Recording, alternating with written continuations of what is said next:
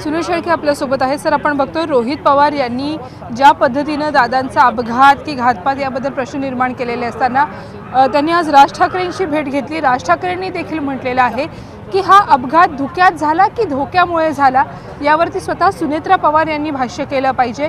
उपमुख्यमंत्री म्हणून, पत्नी म्हणून त्यांनी आपला मुद्दा मांडला पाहिजे।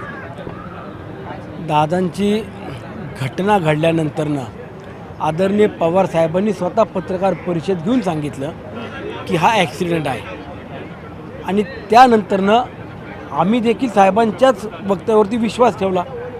परंतु त्यानंतर आपल्याच कुटुंबातले व्यक्ती काही संशय घेत असतील तर यामध्ये सखोल चौकशी झाली पाहिजे। ही तुमची जशी भूमिका आहे तशी आमची देखील भूमिका आहे आणि तीच भूमिका घेऊन आम्ही राज्याचे प्रमुख आदरणीय मुख्यमंत्री मोदयांकडे या सगळ्या घटनेची सीबीआय चौकशी व्हावी ही देखील मागणी केलेली आहे।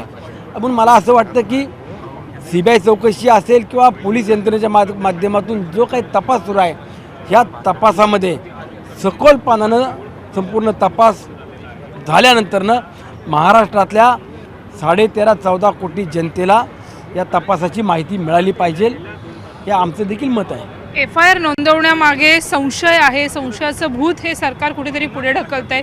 वारंवार ज्या पद्धतीनं FIR नोंदवण्यासाठी मागणी केली जाते त्या वेळेला दबाव असल्याचं पाहायला मिळतं असं राज ठाकरे म्हणतात।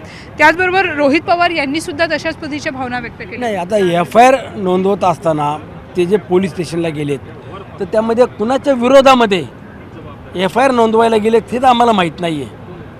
म्हणजे एकतर सरकारच्या विरोधात गेलेत की कुटुंबातल्या कुठल्या व्यक्तीच्या विरोधात गेलेत की तपास यंत्रणेच्या विरोधात गेलेत त्याचे आम्हाला स्पष्टीकरणच नाही आहे। त्यांनी त्याचं स्पष्टीकरण द्यावं की आम्ही FIR कुणाच्या विरोधामध्ये दाखल करण्याकरता त्या ठिकाणी गेलो आहोत, त्यानंतर आम्ही त्यावरती बोलणं योग्य राहील।